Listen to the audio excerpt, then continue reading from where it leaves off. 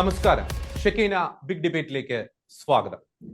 2022 September 28 popular front എന്ന ഭീകര സംഘടനയെ, തീവ്രവാദ സംഘടനയെ നിരോധിക്കുവാൻ കേന്ദ്ര സർക്കാർ കാണിച്ച ആ ആർജവത്തെ സാധൂകരിക്കുന്ന നിരവധി കാരണങ്ങളാണ്, നിരവധി റിപ്പോർട്ടുകളാണ് ഈ അടുത്ത ദിവസങ്ങളിലായി പുറത്തു വന്നുകൊണ്ടിരിക്കുന്നത്. ആ റിപ്പോർട്ടുകളിൽ ഏറ്റവും കൂടുതൽ ഞെട്ടിക്കുന്നത് ക്രൈസ്തവ ഹൈന്ദവ നേതാക്കളെ വധിക്കുവാൻ ഒരു പ്രത്യേക സ്ക്വാഡ് തന്നെ പോപ്പുലർ ഫ്രണ്ട് എന്ന രാജ്യദ്രോഹ സംഘടനയിൽ പ്രവർത്തിച്ചിരുന്നു എന്നതാണ്. ഈ റിപ്പോർട്ട് പുറത്തു വന്ന സാഹചര്യത്തിൽ ഷെക്കീന ബിഗ് ഡിബേറ്റ് ചർച്ച ചെയ്യുന്നു. കേരളത്തിലെ ക്രൈസ്തവ ഹൈന്ദവ നേതാക്കളുടെ ജീവൻ അപകടത്തിലും. ഈ ചർച്ചയിൽ നമ്മോടൊപ്പം ചേരുന്നു BJP നേതാവ് ശ്രീ അഡ്വക്കേറ്റ് B ഗോപാലകൃഷ്ണൻ. ഒപ്പം പൂഞ്ഞാർ മുൻ MLA ശ്രീ PC ജോർജിനെ പ്രതീക്ഷിക്കുന്നു. ഫാദർ ജോൺസൺ തേക്കടയിൽ എക്ലേഷ്യ യുണൈറ്റഡ് ഫോറം പ്രസിഡന്റ്, ഒപ്പം കാസയുടെ പ്രസിഡന്റ് ശ്രീ കെവിൻ പീറ്റർ. 4 പേർക്കും ഈ ചർച്ചയിലേക്ക് സ്വാഗതം. ആദ്യം Shri advocate B Gopalakrishnan, NIA വളരെ ഞെട്ടിക്കുന്ന ഒരു റിപ്പോർട്ടാണ് അടുത്ത ദിവസം പുറത്തുവിട്ടിരിക്കുന്നത്. ക്രൈസ്തവ ഹൈന്ദവ നേതാക്കളെ വധിക്കുവാൻ ഒരു രഹസ്യ സ്ക്വാഡ്, റിപ്പോർട്ടേഴ്സ് എന്ന പേരിൽ രഹസ്യ സ്ക്വാഡ് തന്നെ പോപ്പുലർ ഫ്രണ്ടിൽ പ്രവർത്തിച്ചിരുന്നു എന്നത്. ആ റിപ്പോർട്ട് താങ്കളെ ആശങ്കപ്പെടുത്തുന്നുണ്ടോ? താങ്കളുടെയൊക്കെ പേര് ആ റിപ്പോർട്ടിൽ അല്ലെങ്കിൽ ആ സ്ക്വാഡിന്റെ ഹിറ്റ് ലിസ്റ്റിൽ ഉണ്ടാകുമോ എന്നൊരു ഭയം താങ്കൾക്കുണ്ടോ? ഒപ്പം തന്നെ ഈ അടുത്ത നാളുകളിൽ മതേതര കേരളത്തെ ഞെട്ടിപ്പിക്കേണ്ട ഒരു റിപ്പോർട്ട് തന്നെയല്ലേ ഈ NIA കോടതിയിൽ സമർപ്പിച്ചിരിക്കുന്ന ഈ വസ്തുതകൾ? Advocate B Gopalakrishnan. അല്ല, ആര് ഞെട്ടി എന്നാ പറയുന്നത്? നിങ്ങൾ ഞെട്ടിയിട്ടുണ്ടാവും, ഞാൻ ഞെട്ടില്ല. ഞാനും എൻ്റെ സംഘടനയും ഈ കാര്യം നേരത്തെ പറഞ്ഞിട്ടുള്ളതാണ്. ഇത് വളരെ മുമ്പ് തന്നെ ഞങ്ങൾ സൂചിപ്പിച്ചിട്ടുള്ളതാണ്. അന്ന് നിങ്ങളെപ്പോലെയുള്ള ആളുകൾ, ഈ ചാനലിൽ ഇന്ന് ചർച്ചയ്ക്കിരിക്കുന്ന പല ആളുകളും ഞങ്ങളെ സങ്കുചിതവാദികളെന്നും ഞങ്ങളെ മതവാദികളെന്നും ഞങ്ങൾ മതേതരത്വത്തെ തകർക്കാൻ ശ്രമിക്കുന്നവരാണെന്നും ഞങ്ങൾ വർഗീയത പറയുകയാണെന്നും എല്ലാമാണ് പറഞ്ഞത്. ഇപ്പോൾ സ്വന്തം മൂട്ടിൽ തീ കത്തുമ്പോൾ നമുക്കെല്ലാവർക്കും പരിഭ്രമം ഉണ്ടാകുന്നു എന്നത് സ്വാഭാവികമാണെങ്കിലും ഇപ്പം ഞെട്ടാൻ തുടങ്ങിയിട്ടുണ്ട്. ഇപ്പോഴും ശരിക്കും ഞെട്ടിയിട്ടുണ്ടോ? ഷക്കീന ചാനലിൽ ഒരുപക്ഷെ ഞെട്ടലുണ്ടായിട്ടുണ്ടാവും, ബാക്കി മാധ്യമങ്ങൾക്ക് ഞെട്ടലുണ്ടായിട്ടില്ലല്ലോ. സ്വപ്ന സുരേഷിൻ്റെ വിഷയത്തിൽ NIA പറഞ്ഞ ഓരോ വാദങ്ങളുടെയും പേരിൽ ഓരോ ദിവസവും പുതിയ പുതിയ ചാനൽ ഡിസ്കഷൻ നടത്തിയവരാണ് കേരളത്തിലെ മാധ്യമങ്ങൾ. ആ ചാനൽ ചർച്ചയിലെല്ലാം പങ്കെടുത്ത ആളാണ് ഞാൻ. പക്ഷേ NIA ബഹുമാനപ്പെട്ട കോടതി മുമ്പാകെ കൊണ്ടുവന്ന ഏറ്റവും മ്ലേച്ഛകരവും അതേസമയത്ത് ഭയാനകവുമായിട്ടുള്ള ഒരു റിപ്പോർട്ട്, NIA മ്ലേച്ഛകരം എന്ന് പറഞ്ഞത് പോപ്പുലർ ഫ്രണ്ടിൻ്റെ റിപ്പോർട്ടിനെ കുറിച്ചാണ്. ആ റിപ്പോർട്ടാണല്ലോ കൊണ്ടുവന്നിരിക്കുന്നത്. ആ കൊണ്ടുവന്നിരിക്കുന്ന റിപ്പോർട്ട് എന്താ? നിങ്ങൾ നേരത്തെ സൂചിപ്പിച്ചു, കില്ലർ സ്ക്വാഡ് രൂപീകരിച്ചിരിക്കുന്നു. ആ കില്ലർ സ്ക്വാഡ് എന്ന് പറയുന്നത് ക്രൈസ്തവരെയും അതുപോലെ തന്നെ ഹിന്ദു സമൂഹത്തിൽപ്പെട്ട ആളുകളെയും കൊല്ലുക എന്നതാണ്. അതിലെ ക്രൈസ്തവരെ കൊല്ലുന്നതിനൊക്കെ മുമ്പ് അവരാദ്യം കൊല്ലാൻ ശ്രമിക്കുന്നത് RSSകാരെയാണ്. അതുകൊണ്ടാണ് RSSകാരെയും BJPക്കാരെയും ഒക്കെ കൊല്ലാൻ ശ്രമിക്കുന്നത്. അപ്പോൾ ഓരോ RSSകാരനെ കൊല്ലുമ്പോഴും അത് RSSകാരനെ അല്ലേ, അത് കുഴപ്പമില്ലാന്ന് എന്നൊക്കെ പറഞ്ഞ്, അല്ലെങ്കിൽ BJPക്കാരനെയാന്ന് കുഴപ്പമില്ല എന്നൊക്കെ പറഞ്ഞിരുന്നതാണ് കേരളത്തിലെ മതേതര ബുദ്ധിജീവികൾ, മതേതരവാദികൾ. ഇപ്പം അതിൻ്റെ പരിധി വിട്ടു. ഇപ്പോൾ കുന്തിരിക്കം സൂക്ഷിച്ചോളാൻ പരസ്യമായി മുദ്രാവാക്യം വിളിച്ചു. അവലും മലരും സൂക്ഷിച്ചോളൂ എന്ന് മുദ്രാവാക്യം വിളിച്ചിരുന്നെങ്കിൽ ഒരുപക്ഷെ ഷക്കീന ചാനൽ ഈ ചർച്ച നടത്തുമായിരുന്നില്ല. കാരണം മറ്റ് ചാനലുകൾ നടത്താത്തതുപോലെ ഒരുപക്ഷെ നമ്മുടെ വിഷയം അല്ലല്ലോ എന്ന് വിചാരിച്ചു. കുഴപ്പമില്ല, ഞാനൊന്ന് പറഞ്ഞോട്ടെ, ഞാൻ പറയട്ടെ. പറയാൻ വേണ്ടിയാണല്ലോ നമ്മളിവിടെ ഇരിക്കുന്നത്. ഞാൻ പറഞ്ഞു തീരുമ്പോൾ നിങ്ങൾക്ക് മനസ്സിലാവും. അപ്പൊ ഇന്ന് കുന്തിരിക്കം സൂക്ഷിച്ചോളൂ വീട്ടിൽ ആരാ കുന്തിരിക്കം സൂക്ഷിക്കുന്നത്? കുന്തിരിക്കം വീട്ടിൽ സൂക്ഷിക്കുന്ന ക്രൈസ്തവ സമൂഹമാണ്. അവലും മലരും സൂക്ഷിക്കുന്ന ആരാ? ഹിന്ദു സമൂഹമാണ്. നിങ്ങൾ മനസ്സിലാക്കണം, ഒരു കുഞ്ഞു കുട്ടി ചിത്രശലഭം പോലെ പാടി നടക്കുന്ന നിഷ്കളങ്കനായ ഒരു പിഞ്ചു കുണ്ടിയെ തോളിലെടുത്തു വെച്ചുകൊണ്ട് കേരളത്തിൻ്റെ തെരുവീതിയിൽ പൊതു മണ്ഡലത്തിലേക്ക് പറയുകയാണ്, കുന്തിരിക്കം സൂക്ഷിച്ചോ, അവലും മലരും സൂക്ഷിച്ചോ, നിങ്ങളുടെ കാലന്മാർ വരുന്നുണ്ട്. എത്ര പരസ്യമായിട്ടാണ് ആ മുദ്രാവാക്യം വിളിച്ചത്? ആരാ പ്രതികരിച്ചത് സാർ? ഈ നാട്ടിൽ ആരാണ് പ്രതികരിച്ചത്? കേരളത്തിലെ ഏത് ചാനലുകൾ എത്ര ഗൗരവമായി ചർച്ച ചെയ്തു? ഒരു ദിവസം പേരിന്. അത് തന്നെ പറഞ്ഞാൽ എന്താണെന്നറിയോ നിങ്ങൾക്ക്? കേരളത്തിലെ പ്രധാനപ്പെട്ട ഒരു ചാനൽ, എനിക്കിപ്പോഴും അറിയാം, ആ ചാനലിലെ ചർച്ച ഞാൻ കണ്ടതാണ്. കേരളത്തിലെ പ്രധാനപ്പെട്ട ഒരു ചാനലിലെ ചർച്ചയിൽ അന്ന് പറഞ്ഞത് അത് കുന്തിരിക്ക സൂക്ഷിച്ചോളാനൊക്കെ പറഞ്ഞത് RSSനോടാണെന്ന്. അപ്പം വാസ്തവത്തിൽ ഇന്ന് കേരളത്തിലെ ഗുരുതരമായിട്ടുള്ള കേരളത്തിലെ ഇന്നത്തെ സ്ഥിതി ഒരു കാര്യം കൂട്ടിച്ചേർക്കുക. അതോടൊപ്പം തന്നെ ഈ അടുത്ത ദിവസങ്ങളിൽ തന്നെയാണ് ഒരു സ്കൂളിൽ ഈ പാകിസ്ഥാന് ജയ് വിളിക്കുന്ന അല്ലെങ്കിൽ പാകിസ്ഥാനോടൊക്കെ സഹതാപം കാണിക്കുന്ന രീതിയിൽ കുട്ടികൾ ഒരു നാടകമൊക്കെ അവതരിപ്പിച്ചത്. അതും ഇതിന്റെ ഒരു തുടർ ചലനം തന്നെയല്ലേ? ഞാനത് മുഴുവനും തീർച്ചയായിട്ടും സൂചിപ്പിക്കാൻ ആഗ്രഹിക്കുന്നു. അപ്പോ ഞാൻ ആദ്യം ഈ ചർച്ചയിൽ ഞാൻ ചെയ്യാൻ ആഗ്രഹിക്കുന്നത് ഷക്കീന ചാനലിനെ ഞാൻ അഭിനന്ദിക്കുകയാണ്. കാരണം ഇങ്ങനത്തെ ഒരു വിഷയം, ഇത്ര ഗൗരവമായ ഒരു വിഷയം, ഞാനതുകൊണ്ട് ഞാൻ പറഞ്ഞു വരുമ്പോൾ നിങ്ങൾക്ക് മനസ്സിലാവുന്നത്, ഇത്രയും ഗൗരവമായ ഒരു വിഷയം കേരളത്തിലെ ഒരു ചാനൽ ഒരു ദിവസം പോലും ചർച്ച ചെയ്തിട്ടില്ല. കേരളത്തിലെ എല്ലാ ചാനലുകളിലും ചർച്ചയ്ക്ക് പോകുന്ന ആളാണ് ഞാൻ. കേരളത്തിലെ പൊതുമണ്ഡലത്തിലേക്ക് NIA ബഹുമാനപ്പെട്ട ഹൈക്കോടതിയുടെ മുമ്പാകെ കൊണ്ടുവന്ന അങ്ങേയറ്റം ഞെട്ടിപ്പിക്കുന്ന, ഉത്കണ്ഠഭരിതമാകേണ്ട, അങ്ങേയറ്റത്തെ അപകടകരമായ ഒരു വാർത്ത എന്തുകൊണ്ട് കേരളം ചർച്ച ചെയ്യുന്നില്ല? എന്തുകൊണ്ട് കേരളത്തിലെ മാധ്യമങ്ങൾ അത് വിട്ടുകളയുന്നു? ആരെയാണ് ഇവർ ഭയക്കുന്നത്? എന്തുകൊണ്ടാണ് ഭയക്കുന്നത്? എന്താണ് അതിൻ്റെ കാരണം? അപ്പോ അത് ചർച്ചക്കെടുത്തല്ലോ. അത് ചർച്ചക്കെടുത്ത ഷക്കീന ചാനലിനെ ഞാൻ ആദ്യമായി അഭിനന്ദിക്കുകയാണ്. പക്ഷേ അവിടെയും എൻ്റെ പ്രശ്നം, എൻ്റെ വിഷയത്തിൽ അധിഷ്ഠിതമായിട്ടുള്ള വിഷയം, ഭീകരവാദവും തീവ്രവാദവും വളരെ പെട്ടെന്ന് കേരളത്തിൽ നിന്ന് തുടച്ചു മാറ്റാൻ കഴിയുമെന്ന് ഞാൻ പ്രതീക്ഷിക്കുന്നില്ല. കാരണം ഈ എന്താ പറയുക, എന്താ ഭീകരവാദം? ഭീകരവാദത്തെക്കുറിച്ച് നമുക്ക് എല്ലാവർക്കും അറിയാം. ഭീകരവാദം എന്ന് പറഞ്ഞാൽ നിയമവിരുദ്ധമായ പ്രവർത്തനങ്ങളിലൂടെ ജനാധിപത്യ വിരുദ്ധമായ സമീപനം സ്വീകരിച്ചുകൊണ്ട് തങ്ങളുടേതായ ആശയങ്ങൾ അത് അംഗീകരിക്കാത്തവരെ അടിച്ച് അംഗീകരിപ്പിക്കാൻ ശ്രമിക്കുകയും എതിർക്കുന്നവരെയും തിരസ്കരിക്കുന്നവരെയും ഹീനമായ കൊടും ക്രൂരതകൾ കൊണ്ട് നിഷ്ഠൂരമായി ഇല്ലാതാക്കാൻ ശ്രമിക്കുകയും ചെയ്യുന്ന സംഘടനയുടെ സമീപനത്തെയാണ് നാം തീവ്രവാദം അഥവാ ഭീകരവാദം എന്ന് വിളിക്കേണ്ടത്.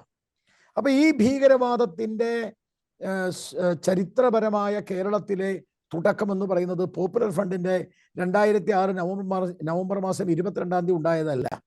2006 നവംബർ മാസം 22 പോപ്പുലർ ഫ്രണ്ട് രൂപീകരിക്കപ്പെട്ടത്. അത് ഉണ്ടായത് കേരളം, ആന്ധ്ര, തമിഴ്നാട്, കർണാടക ഈ 4 സംസ്ഥാനങ്ങൾ ഒരുമിപ്പിച്ച് ചേർത്ത് ആന്ധ്രയിലാണ്. അതിന് ഉദ്ഘാടകൻ ആരായിരുന്നു? ഞാൻ പറയാം. അപ്പോ ഇത് 1766 കേരളത്തിലേക്ക് കടന്ന മൈസൂർ പടയോട്ടവുമായി ബന്ധപ്പെട്ടിട്ടാണ് വാസ്തവത്തിൽ ഭീകരവാദം കേരളത്തിൽ വരുന്നത്. അവിടെ അന്ന് ഹൈദരുടെ, അതുപോലെ ടിപ്പു സുൽത്താൻ, ഈ ഹൈദരും ടിപ്പു സുൽത്താനും നടത്തിയ ഭീകരവാദം കേരളത്തിലെ ചരിത്ര വിദ്യാർത്ഥികൾക്ക് അറിയില്ല. ഞാൻ ചരിത്രത്തിൽ ബിരുദാനന്ദ ബിരുദം കഴിഞ്ഞതാ. ഹൈദരെയും ടിപ്പു സുൽത്താനെയും ഭൂനികുതി കൊണ്ടുവന്ന ഒന്നാം തരം ഭരണകർത്താക്കൾ എന്നാണ് പഠിപ്പിക്കുന്നത്. കാരണം എന്താ? ഹൈദരുടെ യഥാർത്ഥ ചരിത്രത്തെ വെള്ളപൂശിക്കൊണ്ടിരിക്കുന്നു ഇടതുപക്ഷവും വലതുപക്ഷവും. അപ്പോൾ ഹൈദറിൽ നിന്ന് 1766 നിന്ന് 1793 വരെയുള്ള കാലം, ആ കാലത്ത് ആരംഭിച്ചിട്ടുള്ള ആ അങ്ങേയറ്റത്തെ കൊടും പാതകവും ക്രൂരതയുമായിരുന്നു ആ കാലഘട്ടത്തിൽ നടന്ന മതഭീകരത. അവിടെ നിന്ന് 1921 വന്നു. അത് കുറച്ചുകൂടെ രൂക്ഷമായി അത് മലബാറിൽ. ആ മലബാറിൽ നിന്ന് രൂക്ഷമായ 1921 നിന്ന് അത് പിന്നീട് വരുന്നത് ഇപ്പൊ 2022. ഏതാണ്ട് 80 വർഷം ഒക്കെ കഴിയുമ്പോഴേക്കും, ഏതാണ്ട് 2000 ആവുമ്പോഴേക്കും വീണ്ടും അതിനൊരു പുതിയ രൂപം വരുന്നു. അതായിരുന്നു മദനി. ആ പുതിയ രൂപത്തിൽ മദനി വന്നു. മദനിയെ കേരളത്തിലെ കോടതി പിടികൂട്ടാ പുള്ളിയായിട്ട് പ്രഖ്യാപിച്ചു. പക്ഷെ മദനി തെരുവീതികളിൽ പ്രസംഗിച്ചു. കഴിഞ്ഞ ദിവസം മദനിക്ക് വേണ്ടി ഐക്യദാർഢ്യ അതെ ഞാൻ വളരെ പെട്ടെന്ന് തീർക്കാം.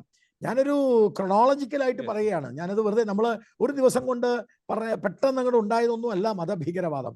അപ്പോൾ ഈ മദനിയെ ഇവിടെ പിടികിട്ടാപ്പുള്ളിയായിട്ട് മദനിയെ കോടതി 42 വാറണ്ടുകൾ പ്രഖ്യാപിച്ചു കോടതികൾ. പക്ഷേ മദനിക്ക് പോലീസിന്റെ അകമ്പടിയോടുകൂടി ഇടതുപക്ഷം ഭരിക്കുമ്പോഴും വലതുപക്ഷം ഭരിക്കുമ്പോഴും ഷക്കീന ചാനലിലൊക്കെ വളരെ വേണ്ടപ്പെട്ട കോൺഗ്രസ്സുകാർ ഭരിക്കുമ്പോഴും ഈ കേരളത്തിൽ, ഞാൻ തുറന്നു പറയുമ്പോൾ വിഷമമൊന്നും വിചാരിക്കരുത്, അതെന്റെ സ്വഭാവമാണ്. ശരി, അതാ ഞാനത് വിഡ്രോ ചെയ്തു, ആ സ്റ്റേറ്റ്മെന്റ് ഞാൻ വിഡ്രോ ചെയ്തു. ശരി, അപ്പൊ ഞാനത് വിഡ്രോ ചെയ്യാണ്. പക്ഷെ എനിക്ക് പറയേണ്ട കാര്യങ്ങൾ ചിലത് ഞാൻ അങ്ങ് തുറന്നു പറയും. അതിൽ വിഷമമൊന്നും വിചാരിച്ചിട്ട് കാര്യമില്ല. ഞാൻ ആ തുറന്നു പറയുന്ന സമീപനം ഷക്കീന ചാനൽ ഇതിനു മുമ്പ് സ്വീകരിച്ചിട്ടുണ്ട്. അപ്പോൾ ചാനൽ എന്ന നിലയിൽ നിങ്ങൾ നിഷ്പക്ഷമായ സമീപനം സ്വീകരിക്കുന്നു, ശരി. പക്ഷേ ഞാൻ പറഞ്ഞു വരുന്നത്, ആ മദനിയിൽ നിന്ന് ഈ കേരളത്തിൽ പിടികിട്ട പുള്ളിയായിട്ട് പ്രഖ്യാപിക്കുന്ന സമയത്ത് പോലീസ്, ഇടതുപക്ഷവും വലതുപക്ഷവും എല്ലാം പോലീസുകാര് ആ മദനിക്ക് എന്താ പറയുക, ഗാർഡ് നിന്നുകൊണ്ടാണ് കേരളത്തിൽ മദനി പ്രസംഗിച്ചത്. അതേ മദനിയെ അറസ്റ്റ് ചെയ്യാൻ കേരളത്തിലെ ഇടതും വലതും മുന്നണികൾ തയ്യാറാവാതിരുന്നപ്പോ 59 പേരെ ബോംബ് വെച്ച് കൊന്ന കേസിൽ കോയമ്പത്തൂരിൽ നിന്ന് തമിഴ്നാട് പോലീസ് വേണ്ടി വന്നു അറസ്റ്റ് ചെയ്യാൻ. തമിഴ്നാട് പോലീസ് അറസ്റ്റ് ചെയ്തപ്പോ ഈ കേരളത്തിൽ നമ്മൾ മനസ്സിലാക്കണം, 59 പേരെ തമിഴ്നാട്ടിലെ ആളുകളെ കൊന്നു. LK അദ്വാനിയെ കൊല്ലാൻ ശ്രമിച്ചു, അതിനുവേണ്ടി ബോംബ് വെച്ചതാണ് തമിഴ്നാട്ടിൽ.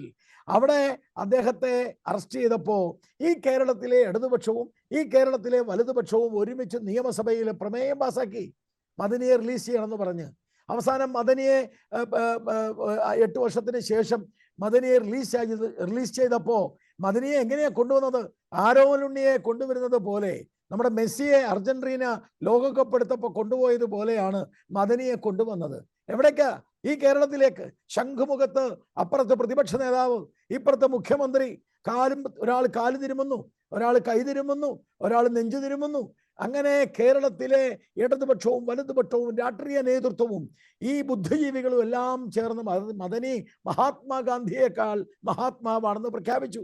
പൊന്നാനി ബൈ ഇലക്ഷനിൽ ഇടതുപക്ഷത്തിന്റെ എന്താ പറയാ, ഇടതുപക്ഷത്തിന്റെ തെരഞ്ഞെടുപ്പ് കൺവെൻഷന്റെ ഉദ്ഘാടനം തന്നെ ലോകസഭയിൽ ആരായിരുന്നു? മദനിയായിരുന്നു. 2009 മദനിയായിരുന്നു. അതിനിടയിലാണ് മദനിയെ വീണ്ടും പോലീസ് അറസ്റ്റ് ചെയ്യുന്നത്. ആ പോലീസും ഇതൊന്നും BJP പോലീസുകാരല്ല, BJP സർക്കാരല്ല.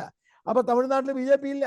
അപ്പോൾ അവിടുന്ന് കർണാടകയിൽ നിന്ന് വന്ന അറസ്റ്റ്, അവിടെ ബോംബ് പൊട്ടിച്ചതുമായി ബന്ധപ്പെട്ട് ഈ മദനിയുടെ ഭാര്യ സുഹറ, ആ സുഹറ കളമശ്ശേരി ബസ് കത്തിച്ചതിൽ പ്രതിയാ. പക്ഷെ കേസെടുത്തില്ല, ആ കേസ് ഒത്തുതീർപ്പാക്കി.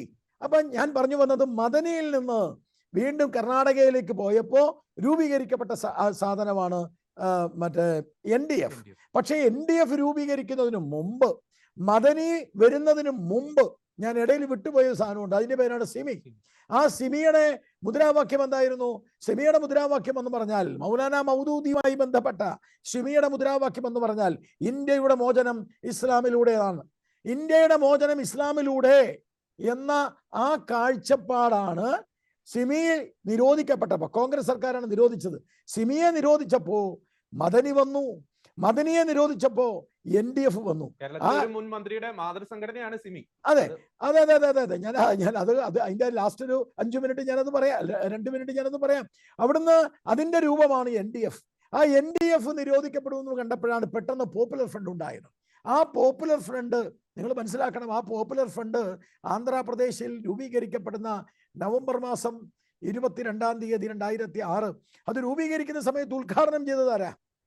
അത് ഉദ്ഘാടനം ചെയ്തത് കോൺഗ്രസിന്റെ രാജ്യസഭാ MP ആണ്, റഹ്മാൻ ഖാൻ. അപ്പോ അവിടെ നിന്ന് ഈ പോപ്പുലർ ഫ്രണ്ട് കേരളത്തിൽ പ്രവർത്തിച്ചു. അതിന്റെ ആദ്യത്തെ അക്രമം എന്ന് പറയുന്നത് എന്തായിരുന്നു? ഒരു പാവം മനുഷ്യൻ TJ ജോസഫ് എന്തെങ്കിലും ചെയ്തിട്ട് എന്ത് തെറ്റാ ചെയ്തതെന്ന് ഞാൻ ഒരു അധ്യാപകൻ ഒരു ക്വസ്റ്റ്യൻ ഇട്ടു. ശരിയായിരിക്കും, നിങ്ങൾ പ്രതിഷേധിച്ചോ? ഇടതുപക്ഷം പ്രതിഷേധിച്ചു, വലതുപക്ഷം പ്രതിഷേധിച്ചു. ന്യൂമാൻ കോളേജിലെ തൊടുപുഴ, എനിക്കതിൽ ക്രൈസ്തവ സഭയോട് പോലും അമർഷമുണ്ട്. ആ മനുഷ്യനെ സംരക്ഷിക്കാൻ ആ കോളേജിന്റെ സഭ പോലും തയ്യാറായില്ല. അവസാനം ഭാര്യയുടെ മുമ്പിലിട്ട് കൈ വെട്ടിക്കളഞ്ഞു. അവസാനം ജോലി പോയപ്പം നൊന്ത് ആ ഭാര്യ ആത്മഹത്യ ചെയ്തു. അദ്ദേഹത്തിന്റെ പുസ്തകം നമ്മൾ വായിക്കണം. പക്ഷെ നമ്മളിപ്പോഴും അദ്ദേഹത്തോട് നീതി പുലർത്തിയിട്ടുണ്ടോ? ടൈംസ് ഓഫ് ഇന്ത്യ എഴുതി 2021 ജൂലൈ മാസം 18-ാം തീയതി ടൈംസ് ഓഫ് ഇന്ത്യയുടെ വാർത്തയുണ്ട്. ആ ന്യൂമാൻ കോളേജിലെ TJ ജോസഫിനോട് കേരളം എന്താ പറയാ, അദ്ദേഹത്തിന് വേണ്ടി ശബ്ദിച്ചില്ല എന്ന് പറഞ്ഞിട്ട്. ഞാൻ പറഞ്ഞു വന്നത്, ആ NDF-ൽ നിന്ന് പോപ്പുലർ ഫ്രണ്ടിലേക്ക് വന്ന് ആ പോപ്പുലർ ഫ്രണ്ട് കേരളം മുഴുവനും അങ്ങനെ നടമാടുമ്പോൾ ഈ പോപ്പുലർ ഫ്രണ്ടുമായി സഖ്യമുണ്ടാക്കാൻ ശ്രമിക്കുകയായിരുന്നു കേരളത്തിലെ മുന്നണികൾ. പോപ്പുലർ ഫ്രണ്ടുമായി പത്തനംതിട്ടയിൽ, പോപ്പുലർ ഫ്രണ്ടുമായി മലപ്പുറത്ത്, പോപ്പുലർ ഫ്രണ്ടുമായി കണ്ണൂരിൽ, പോപ്പുലർ ഫ്രണ്ടുമായി കാസർഗോഡ്. ആര്? ഇടതും വലതും. എന്നിട്ട് പരസ്യമായിട്ട് ആ പോപ്പുലർ ഫണ്ടിനെ രാത്രിയിൽ പോപ്പുലർ ഫണ്ടും പകല് കമ്മ്യൂണിസ്റ്റുകളും കോൺഗ്രസ്സുകാരുമായിട്ട് നിറഞ്ഞാടുക. അവരുടെ ലക്ഷ്യം ഒന്നേ ഉണ്ടായിരുന്നുള്ളൂ. അവരുടെ ലക്ഷ്യം എന്ന് പറയുന്നത് ഹിന്ദുക്കളെയും ക്രിസ്ത്യാനികളെയുമാണ്. ഹിന്ദുക്കളെയും ക്രിസ്ത്യാനികളെയും കൊന്നൊടുക്കുക, ഹിന്ദുക്കളെയും ക്രിസ്ത്യാനികളെയും ഇല്ലാതാക്കുക, ഹിന്ദു പെൺകുട്ടികളുടെയും ക്രിസ്ത്യൻ പെൺകുട്ടികളുടെയും ഗർഭപാത്രം, ആ ഗർഭപാത്രത്തിൽ നിന്ന് കൂടുതൽ കൂടുതൽ കുഞ്ഞുങ്ങളെ ഉണ്ടാക്കുക എന്ന തലതൊട്ട് ആളുകളെ എണ്ണം കൂട്ടുന്ന സമീപനം സ്വീകരിച്ചവരാണ് ഈ മത തീവ്രവാദികൾ, മതഭീകരവാദികൾ. അതുകൊണ്ട് ലവ് ജിഹാദ് ഉണ്ട് എന്ന് BJP പറഞ്ഞപ്പോൾ, ലവ് ജിഹാദ് ഉണ്ടെന്ന് ഹൈക്കോടതിയിലെ ജസ്റ്റിസ് KT ശങ്കരൻ പറഞ്ഞപ്പോൾ, ലവ് ജിഹാദ് ഉണ്ടെന്ന് കേരളത്തിലെ പലരും പറഞ്ഞപ്പോൾ അതിനെ എതിർത്തതാരാ? കേരളത്തിലെ ഇടതുപക്ഷം, കേരളത്തിലെ വലതുപക്ഷം. അതിനുശേഷം ജോസഫ് കല്ലറങ്ങാട്, അദ്ദേഹം കോട്ടയത്തെ പള്ളിയിൽ വെച്ച്, അദ്ദേഹത്തിന്റെ പള്ളിയിൽ വെച്ച്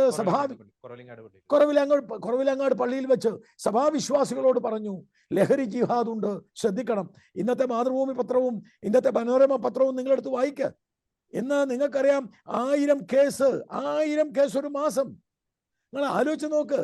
ഓരോ ദിവസവും 20 വയസ്സും 19 വയസ്സിനും താഴെയുള്ള കുട്ടികളാണ്, അല്ലാതെ മുതിർന്നവരല്ല. അവരാണ് ഈ വെള്ളപ്പൊടിയും ഈ ചുവന്ന പൊടിയും ഒക്കെ ഈ സ്റ്റാമ്പും ഒക്കെ നക്കുന്നത്. ഒരു കുട്ടിയുടെ അമ്മ പറഞ്ഞത് എൻ്റെ മോന് സ്റ്റാമ്പിന്റെ കളക്ഷൻ ഉണ്ടെന്നാ. പക്ഷെ സ്റ്റാമ്പിന്റെ കളക്ഷൻ ആയിരുന്നില്ല. ഈ ചെറിയ കുട്ടികൾ, 90% കുട്ടികളും, ഞാൻ തുറന്നു പറയുക, ബഹുമാനപ്പെട്ട ഫാദർ ഇവിടെ ഉണ്ടല്ലോ, ഞാൻ തുറന്നു പറയുക, അംഗീകരിച്ചാലും ഇല്ലേലും ആര് പറഞ്ഞാലും പറഞ്ഞില്ലെങ്കിലും ഇതൊന്നും മൂടി വെക്കേണ്ട കാര്യങ്ങളല്ല.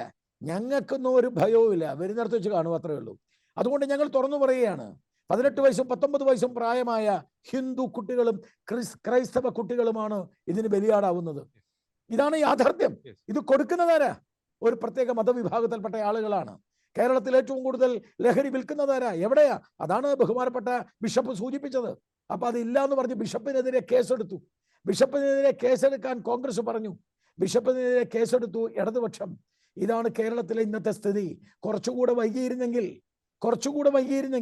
ഈ സംഘടനയെ നിരോധിക്കാൻ കുറച്ചുകൂടെ വൈകിയിരുന്നെങ്കിൽ ഒരുപക്ഷെ ബഹുമാനപ്പെട്ട ഈ ചർച്ചയിലിരിക്കുന്ന ഞാനോ, ഈ ചർച്ചയിലിരിക്കുന്ന ബഹുമാനപ്പെട്ട മറ്റേ ഫാദറോ ഒക്കെ ഉണ്ടാകുമോ എന്നുള്ള സംശയമായിരിക്കും. കാരണം അതിനുള്ള സ്കോഡ് തയ്യാറാക്കി. തീർച്ചയായും ഒരു രക്തപ്പുഴ തന്നെ കേരളത്തിൽ ഒഴുകിയിരുന്നു. അവർക്ക് എന്താ വേണ്ടേ? അവർക്ക് വേണ്ടത് അവരുടേതായ മതവിശ്വാസത്തിൽ അധിഷ്ഠിതമായ താലിബാനിസമാണ്.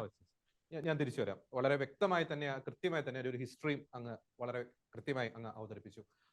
ഫാദർ ജോൺസൺ, നമുക്കറിയാം ഈ ഇസ്ലാമിക തീവ്രവാദികൾ ശക്തി പ്രാപിക്കുന്ന രാജ്യങ്ങളിൽ, അഫ്ഗാൻ പോലുള്ള രാജ്യങ്ങൾ, സിറിയ, ഇറാഖ്, നൈജീരിയ, അവരുടെ ഒരു കൃത്യമായ ഒരു സമീപനമുണ്ട്. മുസ്ലിം ഇതര മത വിഭാഗങ്ങളെ ഭയപ്പെടുത്തി നിശബ്ദരാക്കുന്ന ഒരു സമീപനം. അവരവിടെ തോക്കുപയോഗിക്കുന്നു, ബോംബ് ഉപയോഗിക്കുന്നു. എന്നാൽ ഇന്ത്യയുടെ സംസ്ഥാനമായ കേരളത്തിൽ അവർ ഭയപ്പെടുത്തി, ഇതര മതവിഭാഗങ്ങളിലുള്ളവരെ ഭയപ്പെടുത്തി നിശബ്ദരാക്കുവാനുള്ള ഒരു പ്രവണത. അവരെ തോക്ക് ഉപയോഗിക്കുന്നില്ല, പക്ഷെ ബോംബ് ഉപയോഗിക്കുന്നില്ല. പക്ഷേ ഈ നേരത്തെ ഗോപാലകൃഷ്ണൻ സൂചിപ്പിച്ചതുപോലെ ജോസഫ് മാഷിന്റെ കൈവെട്ടുന്നു, ഒപ്പം അവരെ വിമർശിക്കുന്നവർക്കെതിരെ സൈബർ ആക്രമണങ്ങൾ അഴിച്ചുവിടുന്നു, അത്തരത്തിലുള്ള കാര്യങ്ങൾ. ഒപ്പം തന്നെ നമുക്കറിയാം ബിസിനസ് ജിഹാദ്, ലവ് ജിഹാദ്, നാർക്കോട്ടിക് ജിഹാദ്, അതിലൂടെയൊക്കെ മറ്റ് മതവിഭാഗങ്ങളിലെയൊക്കെയുള്ള ഇളം തലമുറയെ നശിപ്പിക്കുന്നു. അതിന്റെ ഏറ്റവും ഒടുവിൽ അതിനെ സാധൂകരിക്കുന്ന ഒരു റിപ്പോർട്ടല്ലേ ഇപ്പോൾ പുറത്തു വന്നിരിക്കുന്നത്. ഈ മത നേതാക്കളെ, ഈ ഹൈന്ദവ ക്രൈസ്തവ മത നേതാക്കളെയൊക്കെ കൊലപ്പെടുത്തി ഇതര മതവിഭാഗങ്ങളിൽ ഒരു അരക്ഷിതാവസ്ഥ സൃഷ്ടിച്ച് തങ്ങളുടെ മേൽക്കോയ്മ ഇവിടെ സ്ഥാപിക്കാനുള്ള ഒരു നീക്കത്തിന്റെ ഭാഗം തന്നെയായിരുന്നില്ലേ ഈ രഹസ്യ സ്ക്വാഡുകൾ, റിപ്പോർട്ടേഴ്സ് പോലുള്ള രഹസ്യ സ്ക്വാഡുകൾ? Father Johnson Thekkady. പ്രാരംഭമായി തന്നെ എല്ലാവർക്കും ക്രിസ്മസ് ആശംസകൾ നേരുകയാണ്. ഈ ഒരു വിഷയം നമ്മൾ ചർച്ച ചെയ്യുമ്പോൾ ഒരല്പം വേദനയോടുകൂടി തന്നെയാണ് ചില കാര്യങ്ങൾ നമുക്ക് തുറന്ന് പറയേണ്ടി വരിക. മൗനം പാലിച്ചതുകൊണ്ട് പ്രശ്നങ്ങൾ പരിഹരിക്കപ്പെടുകയില്ലെന്ന് പലപ്പോഴും ഞാൻ പറഞ്ഞിട്ടുള്ളത് പോലെ, പഴുപ്പുണ്ടെങ്കിൽ ആ പഴുപ്പ് ഞെക്കിക്കളഞ്ഞെങ്കിലേ പറ്റുകയുള്ളൂ. നമ്മുടെ സമൂഹത്തിന്, പ്രത്യേകിച്ച് ജോർജ് ചോദിച്ച ചോദ്യവുമായിട്ട് ബന്ധപ്പെട്ട് ബാധിച്ചിരിക്കുന്ന ചില മൗനം അത് വലിയ ദൂഷ്യം ചെയ്തിട്ടുണ്ട്. മുൻകാലത്ത് നമ്മളെല്ലാം മതേതരത്വത്തിന്റെ കാഴ്ചപ്പാടിൽ, ഇന്നും അങ്ങനെ തന്നെ ആയിരിക്കണം, തീർച്ചയായിട്ടും മതേതരത്വം നമ്മുടെ മുഖമുദ്രയാണ്. ആ മതേതരത്വത്തിന്റെ മുഖമുദ്രയായിരിക്കുന്ന ആശയങ്ങളോട് ബന്ധപ്പെട്ട് ജീവിക്കാൻ കഴിയാത്തവർക്ക് ഭാരതത്തിൽ എത്രത്തോളം നിലനിൽപ്പുണ്ടാകും എന്നുള്ളതും കൂടെ നമ്മൾ ഈ തരുണത്തിൽ ചിന്തിക്കേണ്ട ആവശ്യമാണ്. ജോർജ് ചോദിച്ചത് മറ്റ് ഇസ്ലാമിക രാഷ്ട്രങ്ങൾ, ആ ഇസ്ലാമിക രാഷ്ട്രം ആയതെങ്ങനെയാണെന്നുള്ള ആദ്യം ചിന്തിക്കണം. അതൊന്നും തന്നെ ഒരു ഇസ്ലാമിക രാഷ്ട്രങ്ങളായിരുന്നില്ലല്ലോ. അവിടെയൊക്കെ ക്രൈസ്തവ ഭൂരിപക്ഷവും അല്ലെങ്കിൽ മറ്റു മതസ്ഥർ, ഇപ്പൊ അഫ്ഗാനിസ്ഥാനിലൊക്കെ ആണെങ്കിൽ ബുദ്ധിസത്തിന്റെ ഒക്കെ കേന്ദ്രങ്ങളായിരുന്നല്ലോ. അങ്ങനെ ഉണ്ടായിരുന്ന സ്ഥലങ്ങളിലൊക്കെ ഇപ്പോൾ ഇസ്ലാമിസം എത്രത്തോളം തീവ്രമായി പടർന്നു പന്തലിക്കുകയും അത് ആളുകളെ ത്രസിക്കുകയും ചെയ്തത് എന്തുകൊണ്ടാണ്? അവിടെയാണ് അവരുടെ സ്ട്രാറ്റജി. അത് നമ്മൾ 6-ാം നൂറ്റാണ്ട് മുതൽ തന്നെ കണ്ടുവരേണ്ട ഒരു സ്ട്രാറ്റജിയാണ്. ആ സ്ട്രാറ്റജിയുടെ തുടർമാനമായിട്ടുള്ള കാര്യങ്ങൾ ഇന്നും തുടരുന്നു. 2 വിധത്തിലാണെന്ന് മാത്രം. എവിടെയാണോ തങ്ങൾക്ക് കൂടുതൽ ശക്തിയും പ്രാപ്തിയും ഉള്ളത് അവിടെ മറ്റുള്ളവർ തങ്ങളുടെ രണ്ടാം പൗരന്മാരായി കഴിയുക എന്നുള്ള അവസ്ഥ, അഥവാ അവര് തങ്ങളിലേക്ക് ചേർക്കപ്പെടുക എന്നുള്ള അവസ്ഥ. അല്ല എങ്കിൽ അവരെ വധിക്കുകയോ അവരെ നിഷ്ഠൂരം ക്രൂരമായി തന്നെ മർദ്ദിക്കുകയോ ഒക്കെ ചെയ്യാനുള്ള സാധ്യതകൾ പലയിടങ്ങളിലും നമ്മൾ കണ്ടുകൊണ്ടിരിക്കുക. സിറിയയിലൊക്കെ അവസ്ഥ നമുക്കറിയാം. കുർദു വംശജരുടെയൊക്കെ ആ ജനസംഖ്യ എത്രത്തോളം കുറഞ്ഞു എന്നുള്ളത് അവിടുത്തെ ക്രൈസ്തവ സമൂഹമൊക്കെ ഇപ്പോൾ എവിടെയാണ്? UN-ൽ ഒരു ചോദ്യം തന്നെ അതിനെക്കുറിച്ച് ചോദിക്കുകയുണ്ടായി. എവിടെയായിരുന്നു ലെബനോനിലെ ക്രിസ്ത്യാനികൾ? എവിടെയൊക്കെ പോയി? എത്ര പെർസെന്റ് ഉണ്ടായിരുന്നവര്? ഇപ്പോൾ എത്ര പെർസെന്റേജ് ഉണ്ട്? അപ്പം അത് ഒരു സ്ട്രാറ്റജിയാണ്. ഒരിക്കൽ ശക്തരായി കഴിഞ്ഞാൽ ബാക്കിയുള്ളവരെല്ലാവരും തങ്ങളുടെ കീഴിൽ നിൽക്കുക എന്നുള്ളത്. അതിനകത്ത് അതിൽ തന്നെ ഞാൻ എപ്പോഴും ഓർമ്മിപ്പിക്കാറുള്ളത് പോലെ ഭൂരിപക്ഷം ആ വിഭാഗത്തിൽ ഭൂരിപക്ഷം ജനങ്ങളും വളരെ നിരപരാധികളായിട്ടുള്ള, വളരെ സ്നേഹമുള്ള, കരുതലുള്ള ജനതയാണ്. എന്നാൽ വെറും മൈക്രോ മൈന്യൂട്ട് ആയിട്ടുള്ളവരുടെ കയ്യിലാണ് അധികാരം ഇരിക്കുന്നത്, അല്ലെങ്കിൽ അവരാണ് ഭയപ്പെടുത്തുന്നത്. നമുക്കറിയാമല്ലോ, ഈ മതേതരത്വ രാജ്യത്ത്, നമ്മുടെ രാജ്യത്തില് ഈ ഇത് രൂപപ്പെട്ടു തന്നെ, PFI രൂപപ്പെട്ടത് തന്നെ 3 പ്രധാനപ്പെട്ട സംഘടനകൾ ചേർന്നിട്ടാണ്. തമിഴ്നാട്ടിലെയും കർണാടകയിലെയും ഇവിടുത്തെ NDF-ഉം കൂടെ ചേർന്നിട്ടാണ് ഈ പോപ്പുലർ ഫ്രണ്ട് 2006 നവംബർ മാസം 26-ാം തീയതിയാണ് ഞാൻ 22-ാം തീയതി നവംബർ 22-ാം തീയതി രൂപകൽപ്പന ചെയ്ത് രൂപപ്പെട്ടത്. അപ്പൊ അന്ന് മുതല്, അതിനു മുമ്പ് തന്നെ ഉണ്ടായിരുന്നു. ഇപ്പോൾ അഡ്വക്കേറ്റ് ഇവിടെ പറഞ്ഞതുപോലെ തന്നെ ഈ സിമിയുടെയൊക്കെ ഒരു പിന്തുടർച്ച ഇതിന് ഉണ്ട് എന്നുള്ളത് മറന്നുപോകരുത്. ആ വിധത്തിൽ അത് രൂപപ്പെട്ടു.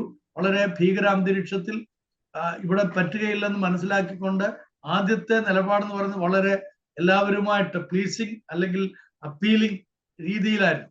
അവിടെ അവര് ഉന്നയിച്ചതായ മുദ്രാവാക്യങ്ങൾ 2 മുദ്രാവാക്യമായിരുന്നു PFIയുടെ ആരംഭത്തിലുണ്ടായിരുന്നത്.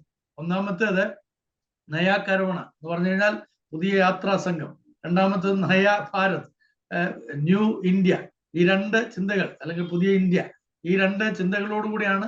അപ്പൊ അവര് പറഞ്ഞിരുന്നത് എന്താണ് ഇത് ആരംഭിക്കാനായിട്ടുള്ള കാരണം? പറഞ്ഞത് ഇവിടുത്തെ ദളിതര്, ഇവിടുത്തെ ആദിവാസികള്, ഇവിടുത്തെ പിന്നോക്ക വിഭാഗത്തിൽപ്പെട്ട ആളുകളൊക്കെ പീഡിപ്പിക്കപ്പെടുന്നു. അപ്പൊ അവരുടെ സംരക്ഷകരായിട്ട് വേണം തങ്ങൾക്ക് നിലനിൽക്കാൻ എന്നുള്ള ആശയത്തോടു കൂടിയാണ് ആരംഭിച്ചത്.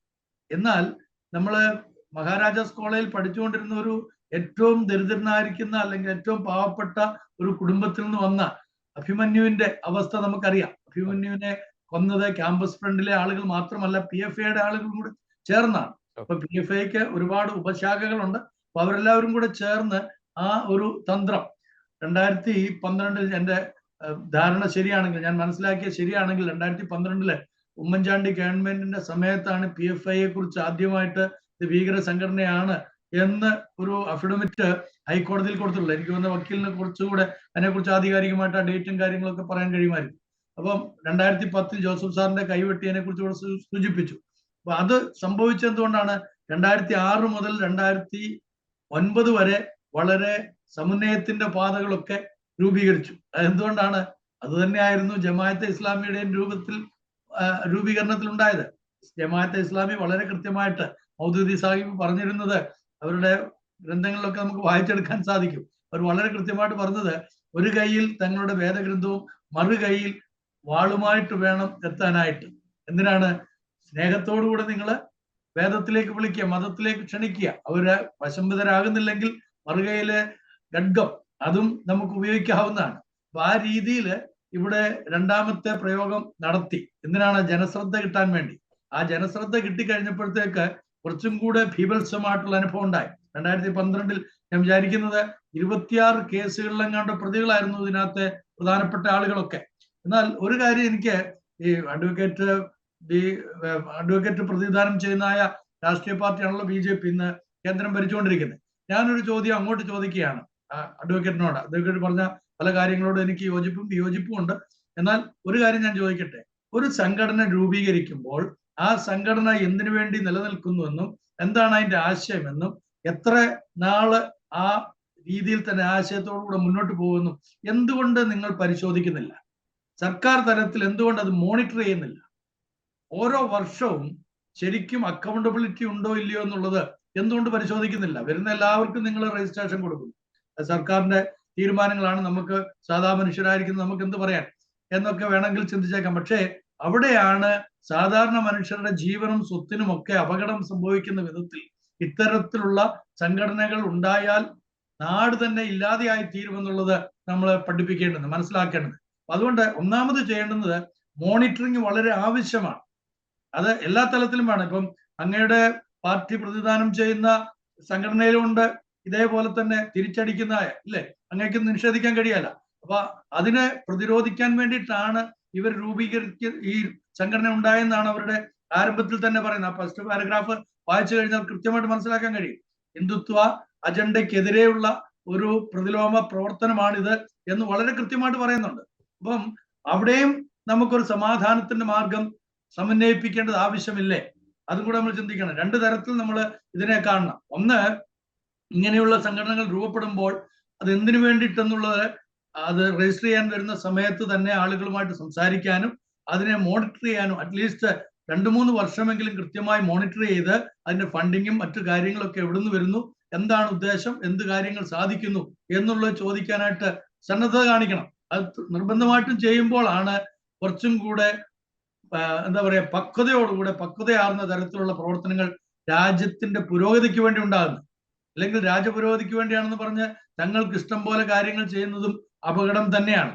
അതെല്ലാ മനുഷ്യർക്കും ഗുണകരമായ വിധത്തിൽ കാര്യങ്ങൾ ചെയ്യുന്നുണ്ടോ എന്ന് മോണിറ്റർ ചെയ്യാനുള്ള സംവിധാനം നമ്മുടെ ഭാരതത്തിൽ ഇല്ല എന്നുള്ളത് ഏറ്റവും ഖേദകരമാണ്. അതുകൊണ്ടാണ് നേരത്തെ ജോർജ് ചോദിച്ച ചോദ്യത്തിന്റെ മറുപടി വരുന്നത്. എന്താണ്, ഇങ്ങനെ തോന്നിയതുപോലെ എല്ലാവർക്കും ചെയ്യാൻ കഴിയുമെങ്കിൽ എന്തുകൊണ്ട് അതൊരു മതസംഘടന രൂപീകരിച്ച് മതത്തിന്റെ ആ ശക്തിയെ വെളിപ്പെടുത്തിക്കൂടാ?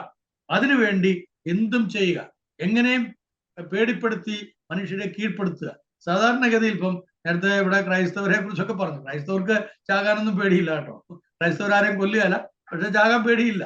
കാരണം ഇത് ഞങ്ങളുടെ കർത്താവായ യേശു ക്രിസ്തു കാൽവറി കുരിശിൽ തന്റെ ജീവനെ തന്ന് ഞങ്ങളെ രക്ഷിച്ചത് കൊണ്ട് ഞങ്ങൾക്കറിയാം ഈ ലോകത്തിന്റെ അപ്പുറത്ത് നിത്യമായ ഒരു ജീവൻ ഞങ്ങൾക്കായിട്ട് ഒരുക്കിയിട്ടുണ്ടെന്നുള്ള ആ വലിയ പ്രത്യാശയിലാണ് ഞങ്ങൾ ജീവിക്കുന്നത്. ഞങ്ങൾ ആരെയും ദ്രോഹിക്കാനോ നശിപ്പിക്കാനോ അല്ല. ഞങ്ങളെ രാജ്യത്തിന്റെ നിർമ്മിതിക്ക് വേണ്ടി അഘോരാത്രം അധ്വാനിക്കുന്നവരാണ്. രാജ്യത്തിന്റെ നിർമ്മിതിയിൽ ഏറ്റവും കൂടുതൽ അധ്വാനിക്കുന്ന ക്രൈസ്തവ സമൂഹം. ഇപ്പൊ ജോർജ് നേരത്തെ ഒരു കാര്യം കൂടെ ചോദിക്കുകയുണ്ടായി. ഇത് ഹിറ്റ് ലിസ്റ്റ്, എന്റെ പേര് അവരുടെ തേജസ് പത്രത്തില് 2 പ്രാവശ്യം പ്രിന്റ് ചെയ്ത് വന്നിട്ടുണ്ട്.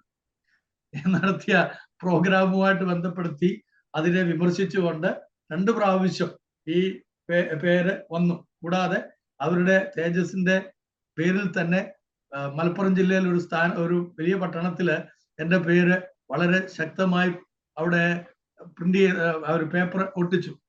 അതിന്റെ മധ്യത്തിൽ കൂടി ഇപ്പോഴും ഞാൻ പോകുന്നു, ഇപ്പോഴും ഞാൻ പ്രവർത്തിക്കുന്നു. എനിക്ക് അവിടെ ചർച്ചുണ്ട്, ചർച്ചിലെ ശുശ്രൂഷയുണ്ട്, ഞാൻ അവിടെ പോകാറുണ്ട്. അതോടൊപ്പം ഫാദർ ജോൺസൺ തേക്കടി നേരത്തെ തുടക്കത്തിൽ അങ്ങ് സൂചിപ്പിച്ചു, 2012 കേരള ഗവൺമെന്റ് കൊടുത്ത ഒരു റിപ്പോർട്ട്, ഒപ്പം അതിനുശേഷം 2014 കൊടുത്തു. അത് രസകരമായിട്ടുള്ള ഒരു കാര്യം, അത് കൊടുക്കാനിടയായ ഒരു സാഹചര്യം, ഈ തേജസ് ദിനപത്രത്തില് ഗവൺമെന്റ് റിലേറ്റഡ് ആയിട്ടുള്ള അഡ്വർടൈസ്മെന്റ്സ് കൊടുക്കാൻ ഗവൺമെന്റ് സമ്മതിച്ചില്ല. അതിന് ഗവൺമെന്റ് റിഫ്യൂസ് ചെയ്ത പശ്ചാത്തലത്തിലാണ് തേജസ് ദിനപത്രം ഒരു ഹർജിന്മേലാണ് ഈ സർക്കാർ ഇത്തരത്തിലൊരു റിപ്പോർട്ട് സമർപ്പിക്കേണ്ടി വന്നത്. തീർച്ചയായിട്ടും. വേറൊരു കാര്യം കൂടെ, PFI രൂപീകരിച്ചത് 3 പൊളിറ്റിക്കൽ പാർട്ടിയോടുള്ള ഓപ്പോസിഷൻ കൊണ്ടാണ്. ഒന്ന് BJP, ഫസ്റ്റ് എനിമി എന്ന് പറയുന്നത് BJP ആണ്. രണ്ടാമത്തെ കോൺഗ്രസ് ആയിരുന്നു. മൂന്നാമത്തെ ഇടതുപക്ഷമായിരുന്നു.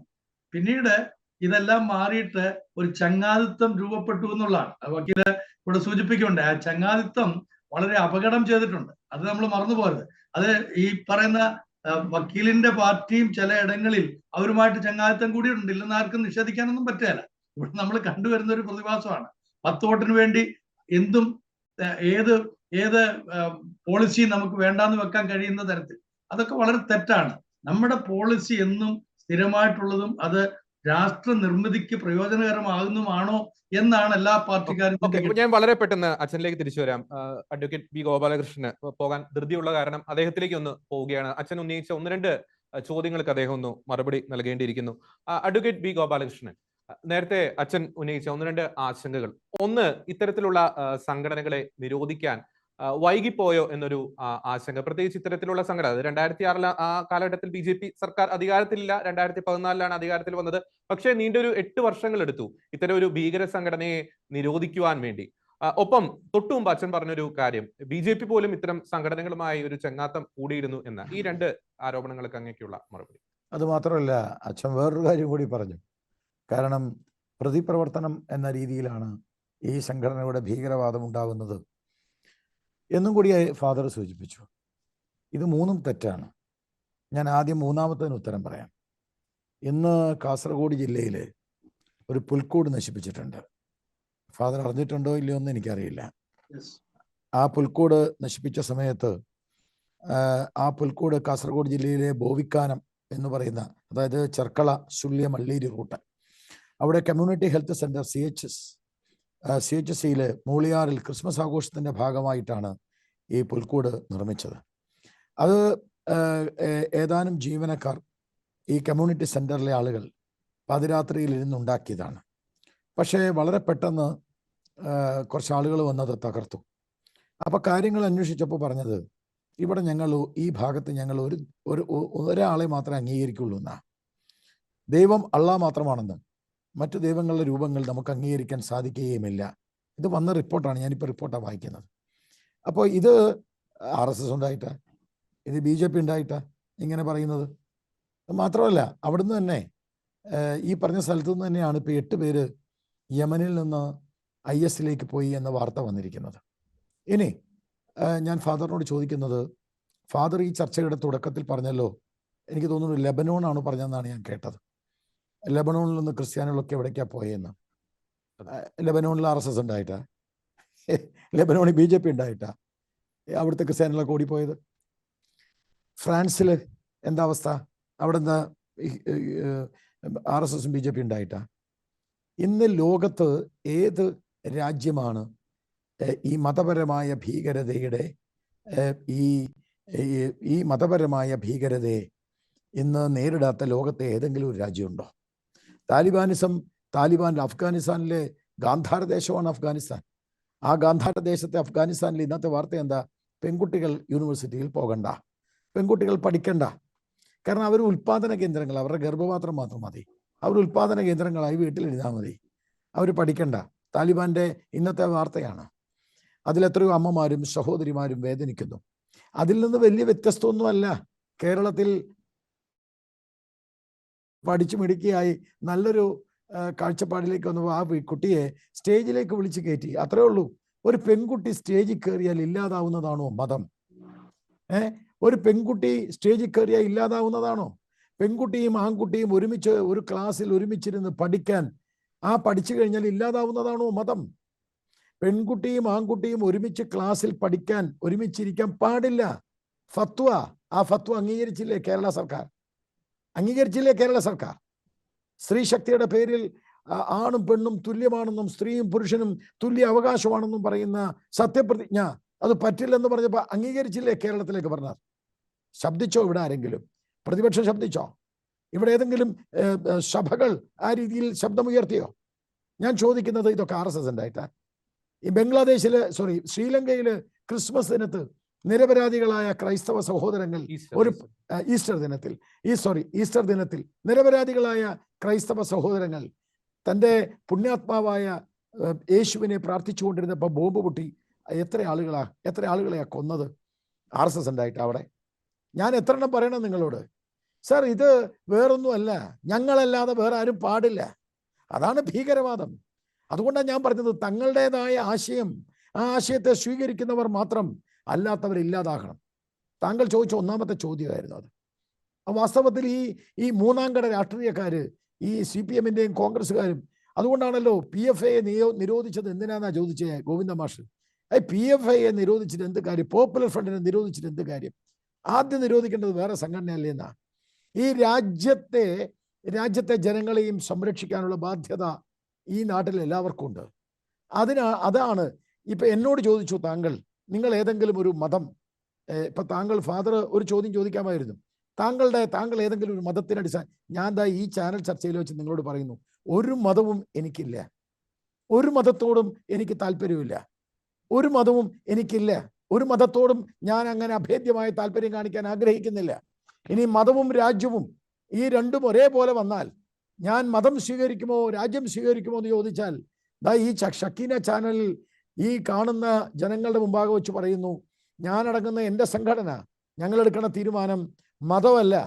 മതമാണോ രാജ്യമാണോ വലുതെന്ന് പറഞ്ഞാൽ ഞാൻ പറയും രാജ്യമാണ് വലുത്, രാജ്യത്തിന് വേണ്ടി നിൽക്കുക. മുസ്ലിം ലീഗിന്റെ നേതാവ് എന്താ പറഞ്ഞത്?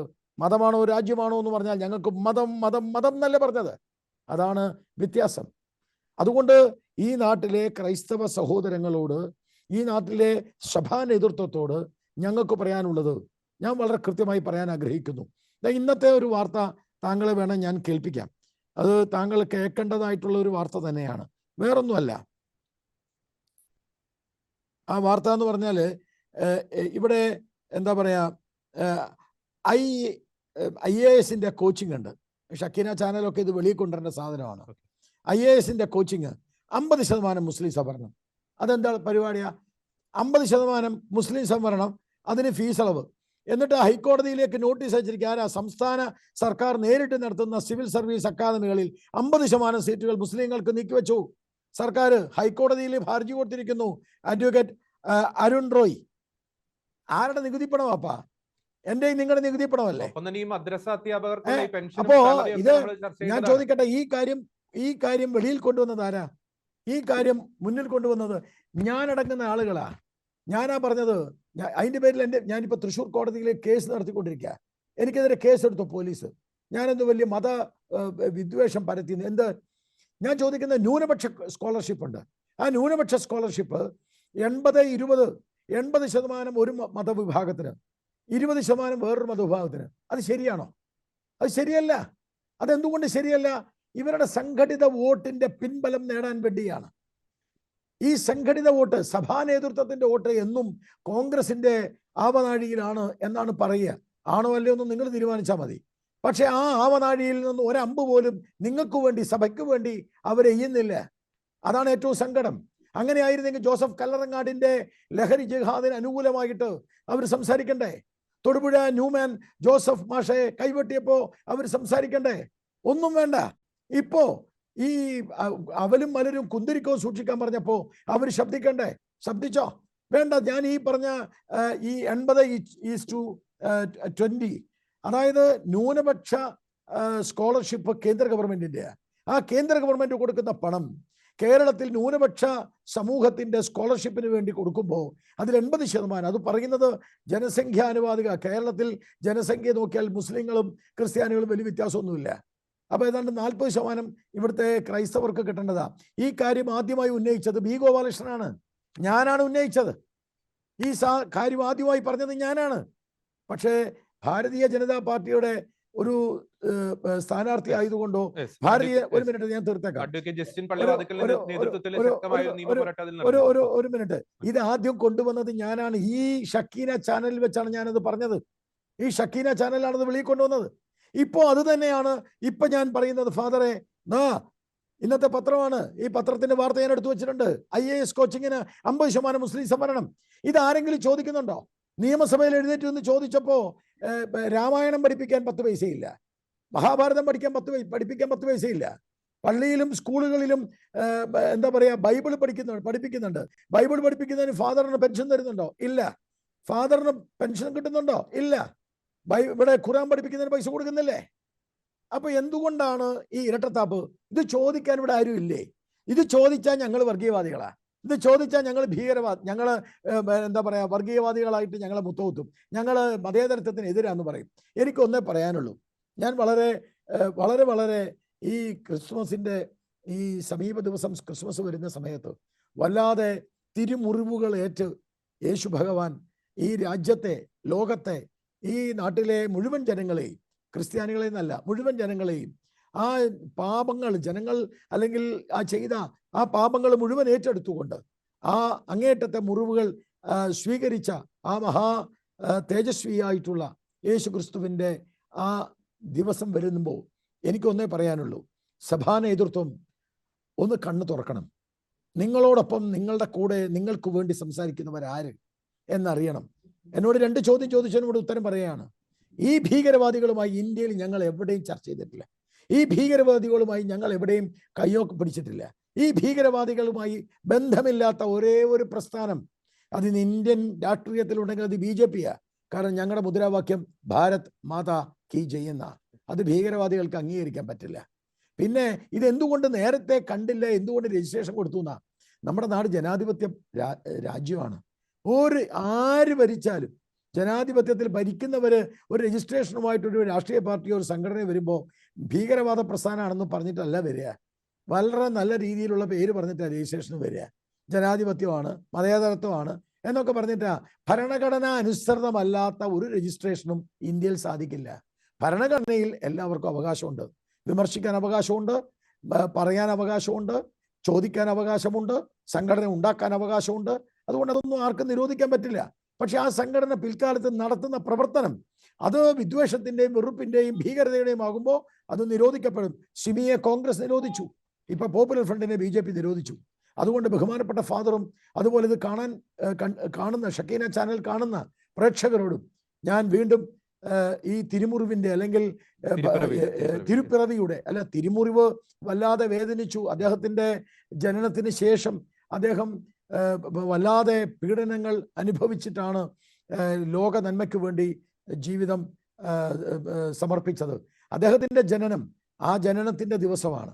ആഹ്ലാദകരമാണ് ജനനം, ആഹ്ലാദകരമാണ് ദിവസം.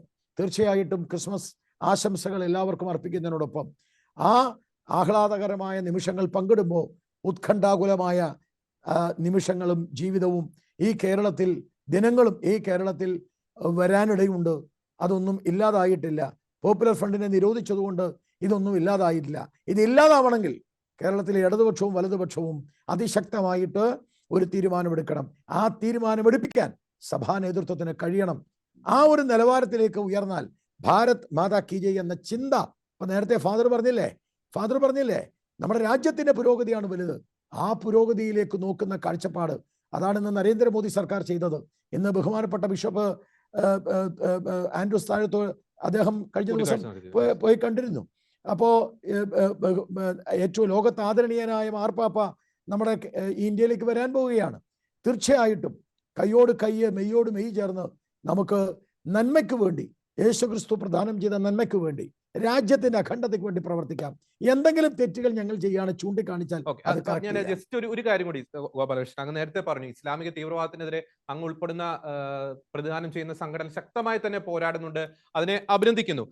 പക്ഷേ കൂടെ നിൽക്കുന്നവർ ആരാണെന്ന് അങ്ങ് തിരിച്ചറിയണം എന്നൊരു കാര്യം കൂടി പറഞ്ഞു. ഈ കഴിഞ്ഞ ദിവസം KCBC നമ്മുടെ വിഷയമല്ല എങ്കിൽ പോലും ഒരു പരാമർശം നടത്തിയ KCBC പുറത്തിറക്കിയ ഒരു സർക്കുലറിൽ വാചകം സൂചിപ്പിക്കുകയാണ്, മറ്റു മതങ്ങളോടുള്ള ശത്രുതാ മനോഭാവം പരിധികൾ ലംഘിച്ച് വളർന്നുകൊണ്ടിരിക്കുന്ന കാഴ്ചകളും ഹിന്ദുത്വ സംഘടനകളുടെ ഇടപെടലുകളും വ്യാജ ആരോപണങ്ങൾ ചുമത്തി നിരപരാധികളെ കേസുകളിൽ കൊടുക്കാൻ അവസരം സൃഷ്ടിക്കുന്ന ഭരണകൂട നിലപാടുകളും സൂചിപ്പിക്കുന്നത് ഇത്തരം പ്രവർത്തനങ്ങൾക്ക് രാഷ്ട്രീയ പാർട്ടികളുടെ പിന്തുണയുണ്ടെന്നാണ്. അപ്പൊ അത്തരത്തിലുള്ള ചില ആശങ്കകൾ കൂടി ക്രൈസ്തവ സമൂഹത്തിനുണ്ട്. നമ്മൾ ഇസ്ലാമിക തീവ്രവാദത്തെ എതിർക്കുന്നു, പക്ഷേ കേരളത്തിന് പുറത്ത് പല സ്ഥലങ്ങളിലും അത്തരത്തിലുള്ള ആശങ്കകൾ ക്രൈസ്തവ സഭകൾ നേരിടുന്നുണ്ട്.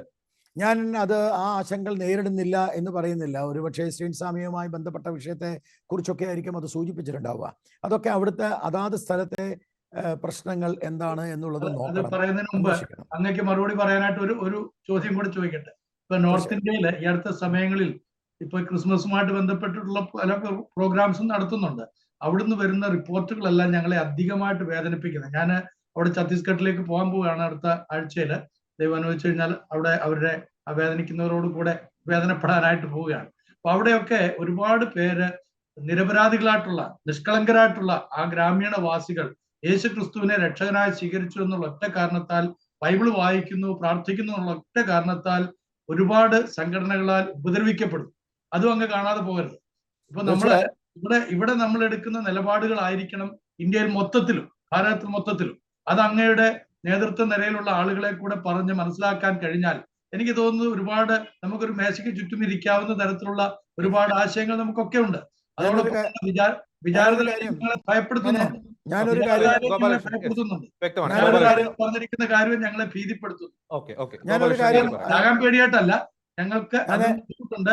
അതും കൂടെ അങ്ങ് ഫാദർ ഒരു നിമിഷം നോക്ക്. ഗോപാലകൃഷ്ണൻ, അദ്ദേഹം ഞാൻ അതിന് മറുപടി ഞാൻ നൽകും. ഒരു കാര്യം പറഞ്ഞോട്ടെ. ബഹുമാനപ്പെട്ട ഫാദർ, അങ്ങ് ഒരു കാര്യം മനസ്സിലാക്കണം. ഈ ഈ ഇന്ത്യയിലെ ഏതെങ്കിലും സംഘടന എന്തെങ്കിലും ചെയ്താൽ അത് മുഴുവൻ ഞങ്ങൾ ചെയ്തു. ഇപ്പം ഗാന്ധിയെ കൊന്നു, അത് RSS ആണ്, BJP ആണെന്ന് പറഞ്ഞു. കോടതി അല്ല എന്ന് പറയുക, ഇന്ദിരാഗാന്ധിയുടെ കപൂർ കമ്മീഷൻ അല്ല എന്ന് പറയുക, നാട്ടിലെ ഇൻവെസ്റ്റിഗേഷൻ ഏജൻസി RSSുമായി ബന്ധമില്ല എന്ന് പറയാം, എന്നാലും പറയാം RSS ആണ്. അതെന്തൊരു കഷ്ടമാണ്. അങ്ങനെ ഇന്ത്യയിലെ പല സ്ഥലങ്ങളിലും പല ഗ്രാമങ്ങളിലും പലതരത്തിലുള്ള പല സംഘടനകൾ പ്രവർത്തിക്കുന്നുണ്ട്. ഇപ്പോൾ ഞാനൊരു ഉദാഹരണം പറയാം നിങ്ങളോട്.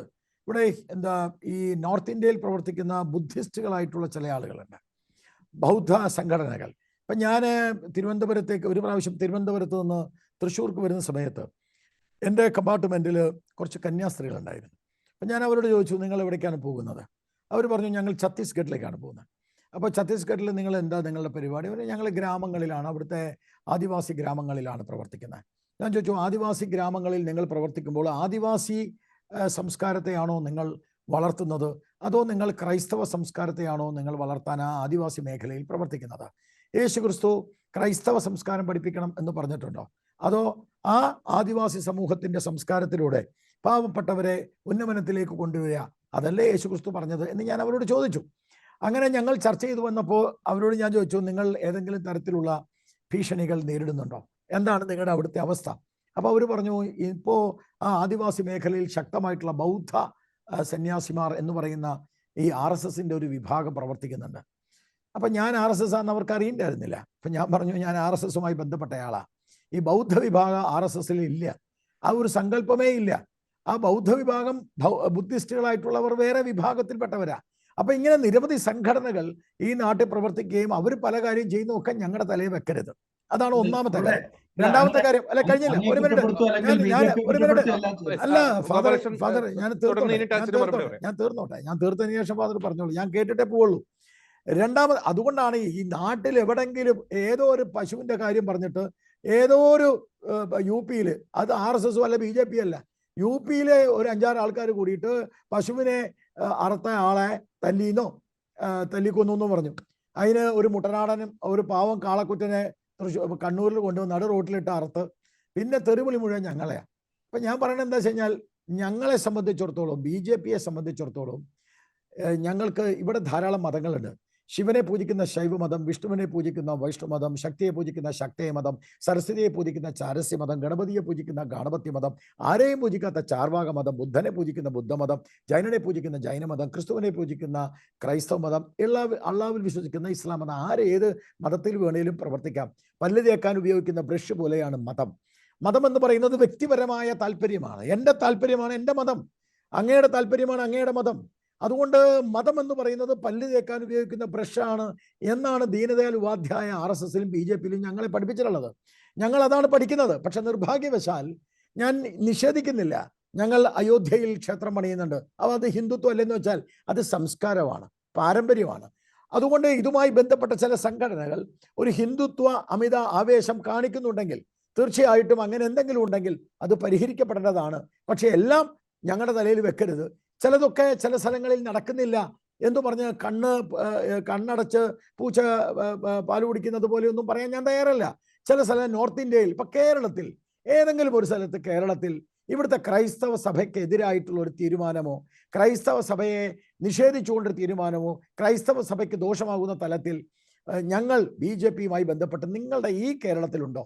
അതേസമയത്ത് അങ്കമാലി പള്ളി തകർത്തത്, രൂപക്കൂട് തകർത്തത്, ബൈബിൾ വലിച്ചു കയറിയത്, യേശു ക്രിസ്തുവിന്റെ രൂപത്തെ തകർത്തത് ആരാ? ഏത് രാഷ്ട്രീയ പാർട്ടിയാ കേരളത്തിൽ? അങ്ങ് ആലോചിക്ക്. ആ രാഷ്ട്രീയ പാർട്ടിക്ക് വോട്ട് കൊടുക്കുകയാണ് സഭാവിശ്വാസികൾ. അപ്പോൾ പേര് മുഴുവൻ ആർക്കാ? BJPക്ക്. വോട്ട് കൊടുക്കുന്നതും കള്ളത്തരം ചെയ്യുന്നതും സഭയെ തകർക്കുന്നതും സഭയിലെ ആവനാഴിയിൽ ഒരു അമ്പ് പോലും എടുത്ത് സഭയ്ക്ക് വേണ്ടി പൊരുതാൻ തയ്യാറാവാത്തവരെ നിങ്ങൾ വിശ്വസിക്കുന്നു. എന്നിട്ട് പറയുമ്പോൾ എന്താ പറയാ? നേരെ ഛത്തീസ്ഗഡ് പറയും, അവിടെ മറ്റേ മധ്യപ്രദേശ് പറയും.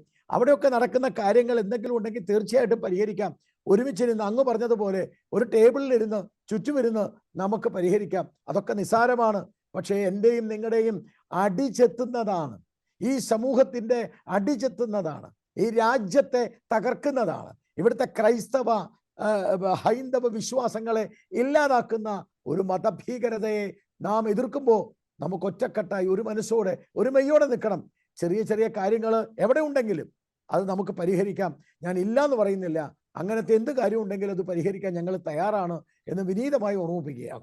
അതിനുള്ള മറുപടി നമുക്ക് ഇപ്പം BJP അല്ലെങ്കിൽ RSS എന്നുള്ളതിലല്ല, സംഘപരിവാറിന്റെ കുടുംബത്തിൽപ്പെട്ട ആളുകളൊക്കെ തന്നെയാണ് ഇത്തരത്തിലുള്ള പ്രവർത്തനങ്ങളിൽ ഏർപ്പെടുന്നത് വ്യക്തമായി നമുക്കറിയാം.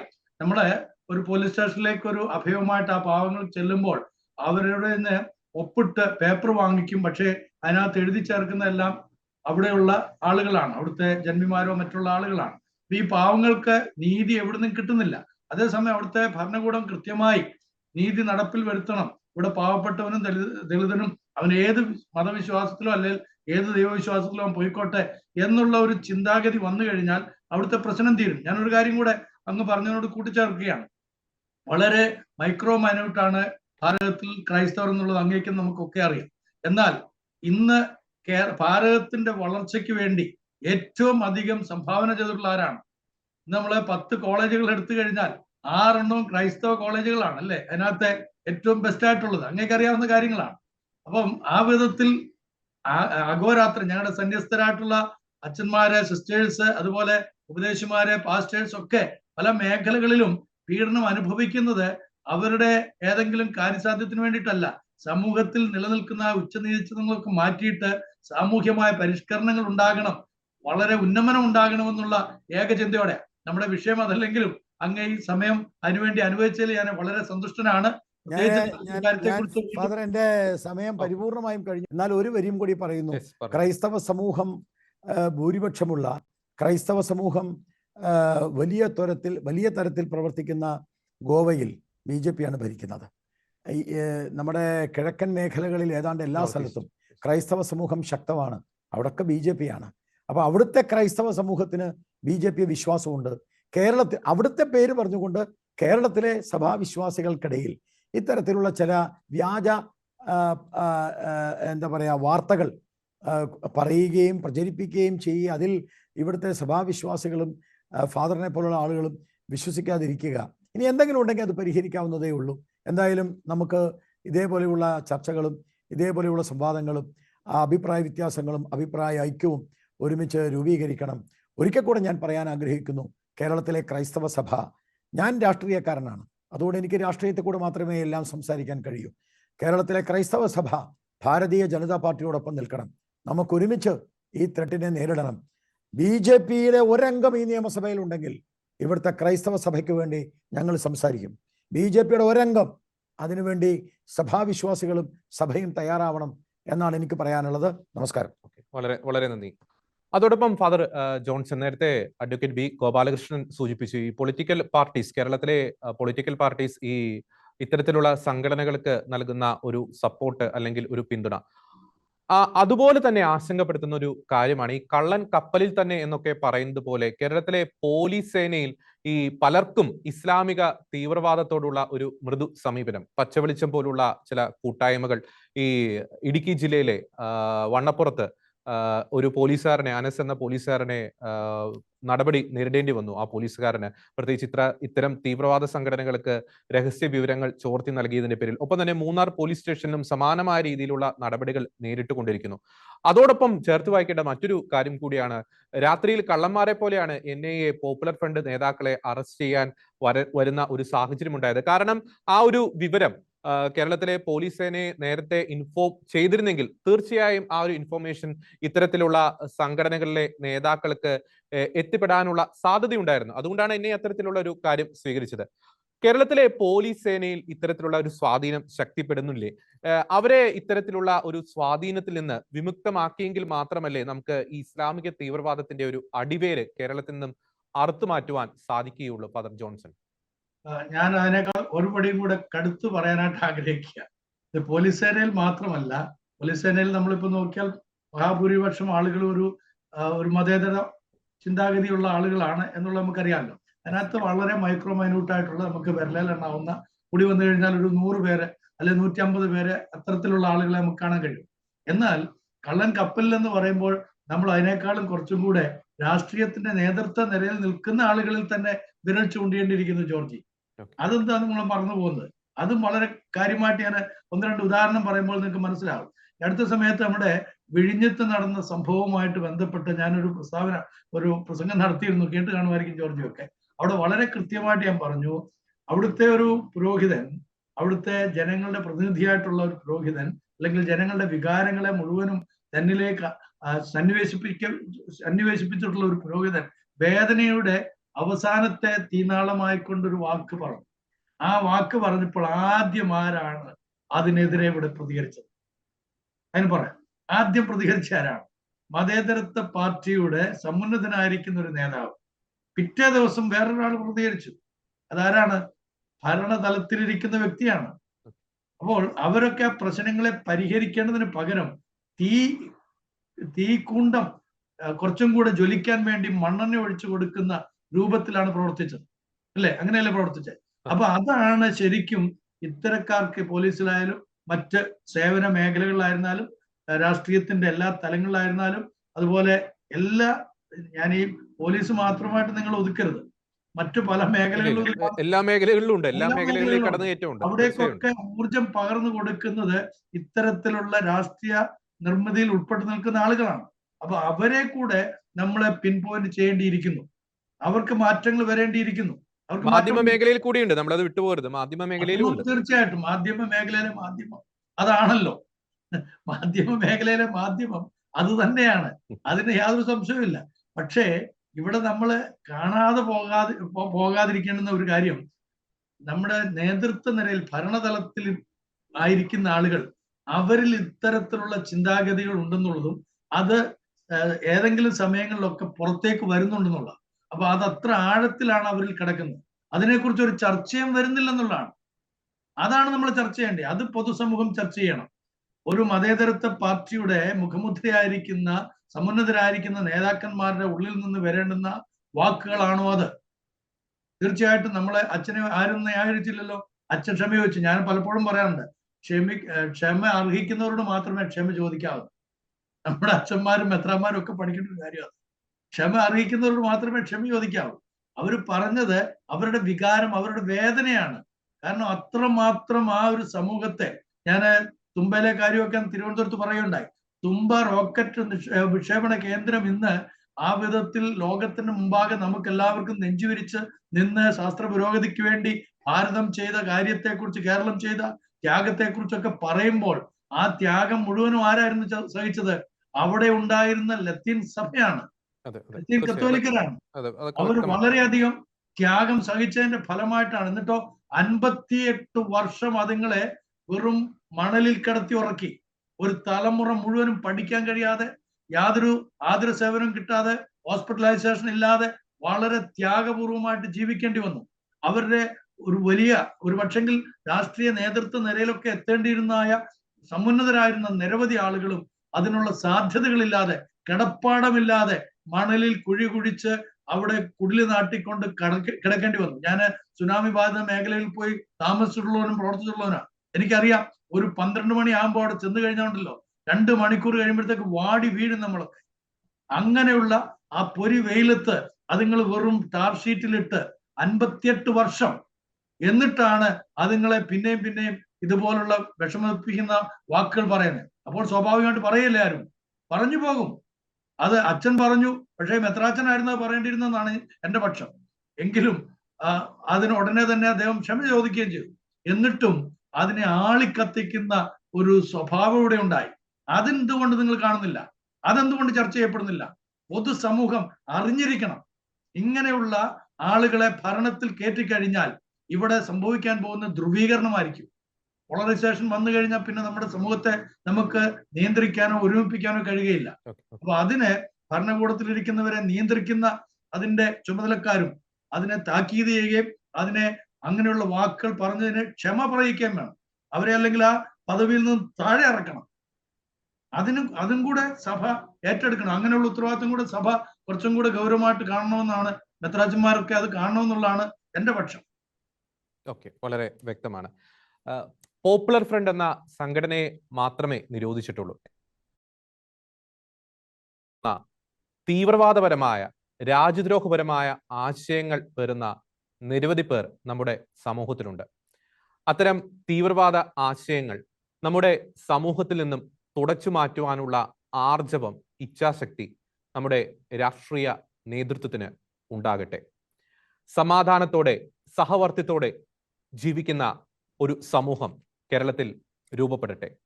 അതിനുള്ള ഇച്ഛാശക്തി ഭരണകൂടം കാണിക്കട്ടെ. ഈ ചർച്ചയിൽ വളരെ സജീവമായി പങ്കെടുത്ത advocate B Gopalakrishnan, father Johnson, ഒപ്പം Shri Kevin Peter, Shri P C George, അവർ രണ്ടുപേരും അപ്രതീക്ഷിതമായ ചില അസൗകര്യങ്ങൾ വന്നു. അതുകൊണ്ടാണ് ഈ ചർച്ചയിൽ പങ്കെടുക്കാൻ സാധിക്കാതെ പോയത്.